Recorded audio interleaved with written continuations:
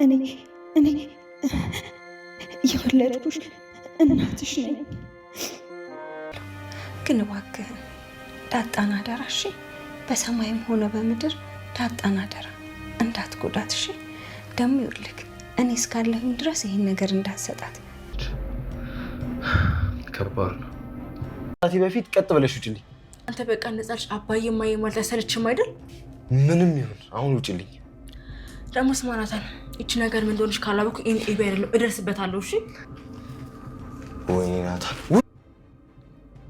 እጅግ አጓጊና እጅግ ተወዳጅ የሆነው ተወዳጁ ዳጣ ዛሬም በሚገርምና በሚደንቅ ሁኔታ ቀጥሏል። ሰላምዬ ለናታን ያደራ ደብዳቤ ጻፈችለት። ዳጣ ልጄ፣ የምወድሽ የምሳሳልሽ የበኩር ልጄ፣ እኔ ሳልሆን አባትሽ ነው የጎዳሽ። በእርግጥ ወንድሜ ነው የጣላት ይላል። ግን መጨረሻ ላይ እውነቱን ስሰማ ራሴን ስቼ ሆስፒታል እንደገባው ታስታውሻለሽ። ምክንያቱን እንዲህ ብዬ ነው ልንገርሽ። በሰላም ከወለድኩ ምሰየው፣ ግን የሆነ ነገር ከሆንኩኝ ይሄ ደብዳቤ በናታን በኩል እንዲደርስሽ አደራ ሰጥቼዋለሁ ትላለች። የሰዎች ውርደትንና የሰዎች ድክመትን የምትፈልገው አቢጌል ዛሬም የናታንን ያደራ ደብዳቤ ለማግኘት ጉድጓዱን እየቆፈረች ነው። ይሄ ደብዳቤ እጇ ገባ ወይስ አልገባም? የብዙዎቻችን ድንጋጤ ነው። በስተመጨረሻ ናታን ይደርሱባት ይሆን? እጅግ አጓጊና እጅግ ልብ አንጠልጣይ አደራ። በጣም ከባድ ነገር ነው። ዳጣ እኔ ከሌለው ይሄን ደብዳቤ ስጣት፣ አንተም እንዳታየው ያለችው ሰላም ምንድን ነው የሚለውም ናታንም አስጨንቆታል።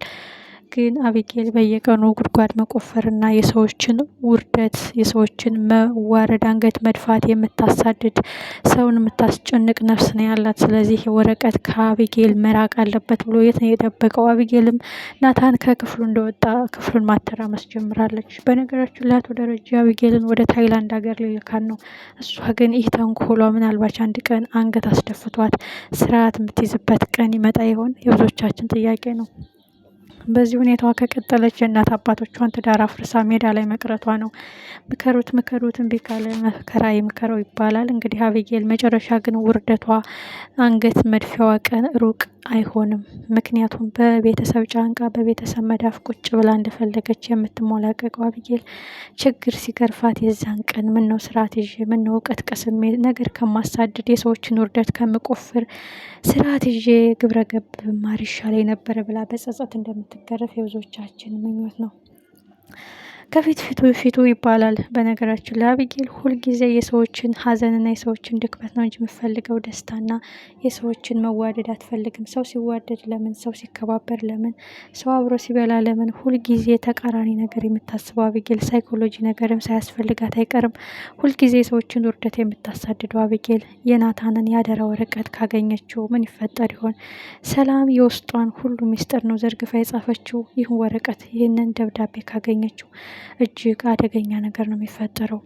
እሷም ምን እንደሆነ ሳታውቅም በሩ ላይ ተለጥፋ ናታን የሚያወራውን የምትሰማው አቢጌል እግርግሩን እየተከተለች የምታነፈንፈው አቢጌል ናታን በነገራችን ላይ ምናልባት እንደምትፈልገውና ክፍሉን እንደምትታራመሰው ያውቃል ጠንቅቆ። ግን ምናልባት የማይጠበቅ ቦታ ወይም ሽፍን ጫማው ውስጥ ቀብሮት ካልሆነ በስተቀር የትም ቢሆን አቢጌል ቆፍራ ታገኘዋለች ከክፍሉ ካስቀመጠው።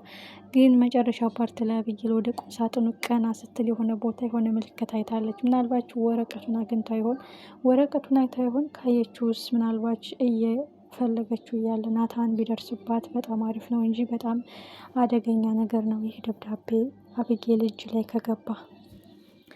ጋሽ ደረጃ አስጨንቆና አስጠንቅቆ ነው ቃል አስገብቶ ነው እውነታውን የነገረኝ። ልጄ አንቺ እንደሆንሽ ስሰማ ራሴን ስቼ ሆስፒታል እንደገባሁ ታስታውሻለሽ? ማመን አቅቶኛል። አውሬ በላት ወይም ለውጭ ዜጎች ሸጧት እያልኩኝ 18 ዓመት ሙሉ ሳለቅስ በጸጸት ስገረፍ ራሴን ስወቅስ ላላሳድጋት ላልንከባከባት ለምን ወለድኳት ከአደጋ ላልጠብቃት ለምን አረገዝኳት እያልኩኝ ራሴን ስቀጣ ነበረ። ስላገኘሁሽ ግን በጣም ደስተኛ ነኝ የኔ ስስት ልጅ የበኩር ልጅ የአብራኬ ክፋይ። ስላገኘሁሽ ደስ ብሎኛል። በሰላም እንድወልድ ምኞቴ ነው። እመብርሃን በሰላም ትገላግለኝ። ግን አደጋ ከሆነ የሆነ ችግር ከገጠመኝ ከአንድ ብርቱ ሁለት መድኃኒቱ ይሻላል ብዬ ነው በናታን በኩል አደራው እንዲደርሱሽ የፈለግኩት ትላለች ሰላም።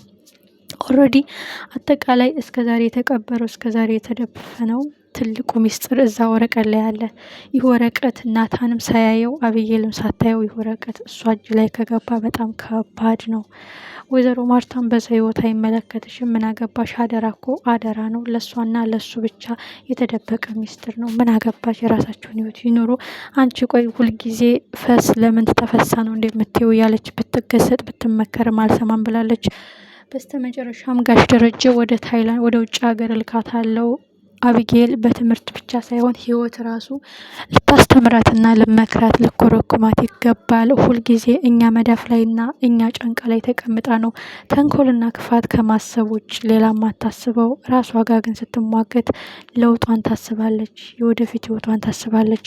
ነገ ምን ይገጥመኛል ብላ ራሷ ጋር ትሟገታለች። የራሷን ህይወት በማሸነፍ ላይ ነው እንጂ የሰው ህይወት በመበጥበጥ ላይ አትታገልም ይላሉ አቶ ደረጀ። እሳቸው እውነታቸውን ነው፣ ግን እሺ ብላ ትሄዳለች ወይ? የሰውን ህይወት አመሰቃቅላ ሰዎችን አዋርዳ ሁልጊዜ ሰዎችን እያስለቀሰች የምትኖረው አቢጌል እሷም ምን ነው ቢቀርብኝ ስመከር ብሰማ ስገረፍ ብሰማ ለኔስ ብለው ሲመክሩኝ ለኔ ስለው ሲገስጡኝ ብሰማ የምትልበት ቀን ሩቅ አይሆንም። ምክንያቱም ሁልጊዜ በጥፋት ጎዳና የሚሄደው ሰው መጨረሻ ላይ ምን ነው ብሎ ራሱን በጸጸት የሚቀርፍበት ቀን ሩቅ አይሆንም እና ከዚህስ ምን ተማራችሁ? ከሰላምዬስ ምን ተማራችሁ? ከናታንስ ምን ተማራችሁ? ናታን ይደርስላት ይሆን ወይስ ምን ይፈጠራል?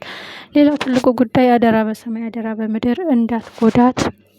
አስተዋይ እናንተ ጥሩ ልጅ ነህ ናታንዬ፣ አደራ ዳጣን እንዳትጎዳት ተብሎ አደራ ተሰጥቶታል። ናታንስ ምን ያህል አደራውን ይወጣል? ምን ያህልስ ይታመንላታል? ይህን ወረቀት በእርግጥ እኔ ያላየው፣ ምክንያቱም እንዳታየው ለእሷ ብቻ ስጣት፣ እሱም እኔ ከሌለው ነው የምትሰጣት ነው የተባለው። ግን ይህ ወረቀት አቢጌል እጅ ላይ ከገባ ምን ይፈጠራል? የተቀበረው ተገለጸ፣ የተዳፈነው ፈነዳ፣ የደፈረሰው የሚጠራበት ነው። አደራ የተባለው ነገር አደራው እንዳይበላ የብዙዎቻችን ስጋት ነው። ሁልጊዜ የምታነፈንፈው አቢጌል የእሷስ ውርደት መቼ ይሆን? የእሷስ ገበና መቼ ይሆን የሚጋለጠው?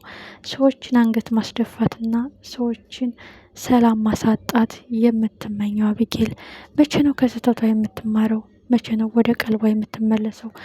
እጅግ አጓጊና እጅግ ልብ አንጠልጣይ ብዙ ትምህርት የምናገኝበት እኔ ሴቱ ጋር ነኝ ብለን ራሳችን ቆም ብለን የምንፈትሽበት ተወዳጅ ድራማ ነው ዳጣ ተወዳጁ ድራማ። ዛሬም አጓጊና ልብ አንጠልጣይነቱን ቀጥሏል። ሰላም ያሳጣው አቶ ደረጀ የሰላምዬ መውለድ አሁን ሁሉንም እንቆቅልሽ ይፈታል ሲባል አሁን የዳጣ የተጻፈላት ደብዳቤ ቀድሞ አብዬ ልጅ ውስጥ ከገባ በጣም ከባድ ነው።